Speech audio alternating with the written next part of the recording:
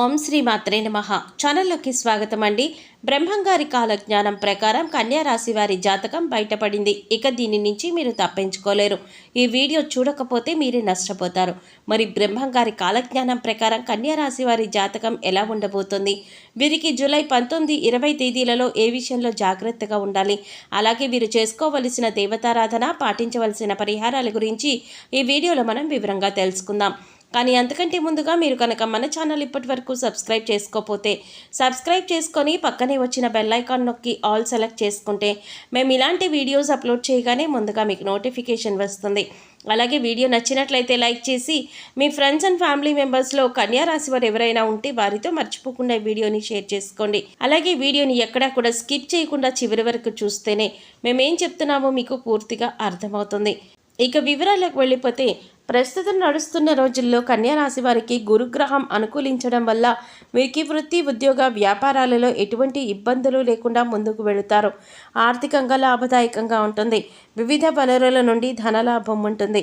పెట్టుబడులపై మంచి ఫలితం లభిస్తుంది. స్థిరాస్తి కొనుగోలు చేస్తారు. గురుగ్రహ ప్రత్యేక కదలికల కారణంగా కన్యా రాశి వారికి రాబోయే రోజుల్లో అనేక రకాలుగా చాలా బాగుంటుంది. అంతేకాకుండా ఈ సమయంలో కొత్త పనులు ప్రారంభించడం వల్ల ఊహించని విజయాలు సాధించే అవకాశాలు కూడా ఉన్నాయి.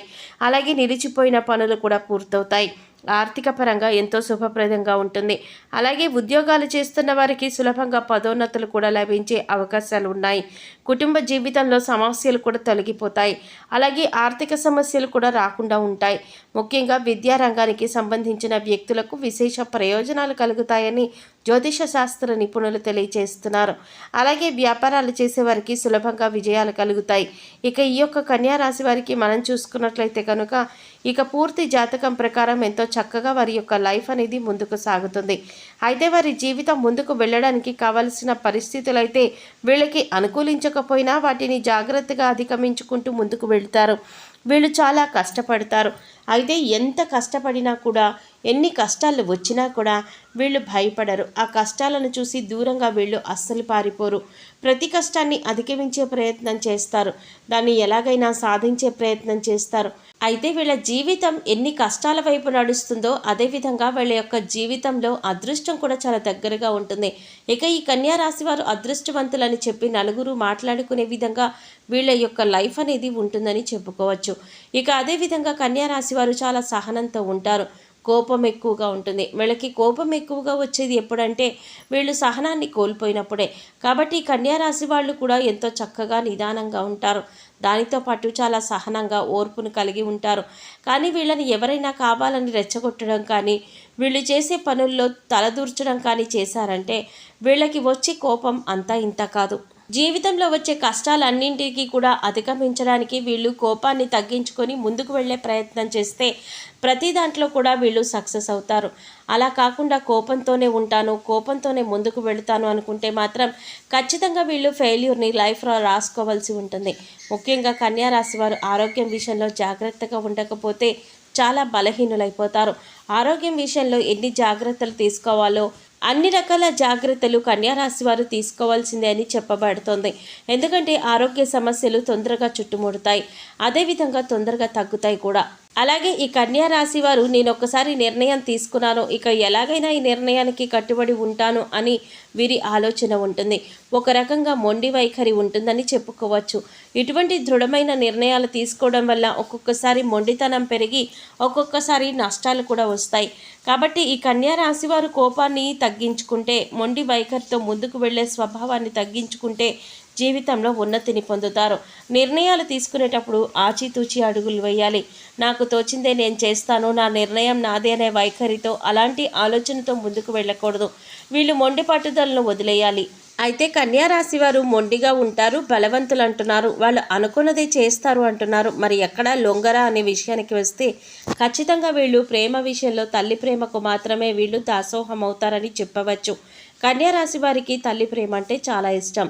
తల్లి ప్రేమ వెనకాల వీళ్ళు ఉండడానికి ఇష్టపడతారు. ఇక ఈ రాశి వారికి ఉన్న మరొక బలహీనత ఏంటి అంటే, ఈ రాశివారు ఎవరినైనా ప్రేమిస్తే కనుక ఆ వ్యక్తి ప్రేమకు లొంగిపోతారు. అంటే వాళ్ళ చేతిలో కీలుబొమ్మగా మారిపోతారు. కొంతమంది వారి యొక్క భాగస్వామి లేదా ప్రేమించిన వ్యక్తి యొక్క ప్రేమకు లొంగిపోతారు. అంటే ఇక వారు ఏం చెప్తే అదే అని వాళ్ళ చేతిలో కీలుబొమ్మగా మారిపోతారు. ఎలాంటి కార్యాలైనా కూడా వీళ్ళు సులభంగా చేసేస్తారు. అది కూడా ఎప్పుడు వాళ్ళు ఏం చెప్తే అదే అన్న రీతిలో ముందుకు వెళ్ళేటటువంటి పరిస్థితిలో కొంతమంది ఉంటారు. అంతేకాదు వారి చేతిలో కీలుబొమ్మగా మారిపోతారు. అలాంటి స్థితిగతులు ఈ యొక్క కన్యారాశి వారి జాతకంలో ఉంటాయన్నమాట. కాబట్టి ఈ విషయంలో మీరు జాగ్రత్తగా ఉండాలి. కన్యారాశి వారు ప్రేమించినా కూడా ప్రేమించిన వ్యక్తితో ఎంతవరకు ఉండాలో అంతవరకే అని ఆలోచన చేసుకుంటూ ఉండాలి. అయితే వీరికి విలాసాల కోసం డబ్బు వృధాగా ఖర్చు చేయబుద్ధి కాదు. వీళ్ళు జాగ్రత్తగా ఉండడం వల్ల డబ్బు దాచిపెడతారు. కానీ వీరు జాగ్రత్తగా పరిశీలిస్తే కనుక పెద్ద వ్యాపారంలో కానీ స్పెక్యులేషన్లో కానీ నష్టపోయే అవకాశం ఉంది. కాబట్టి పెద్ద పెద్ద వ్యాపారాల జోలికి వీళ్ళు వెళ్లకుండా ఉండడం మంచిది.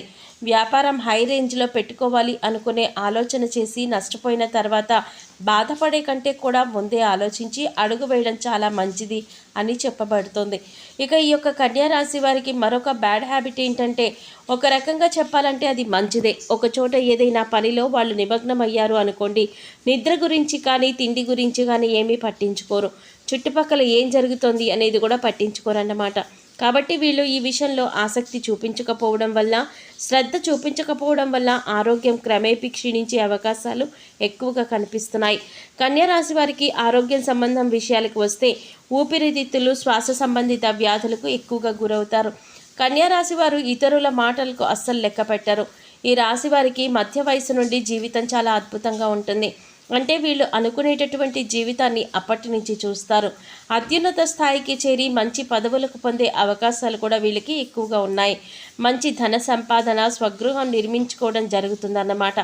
ఇలా ఈ కన్యారాశి వారు చాలా వరకు కూడా వాళ్ళ జీవితంలో ముందుకు వెళ్తారు. ఏ విషయంలోనైనా ఖచ్చితంగా వ్యవహరిస్తారు.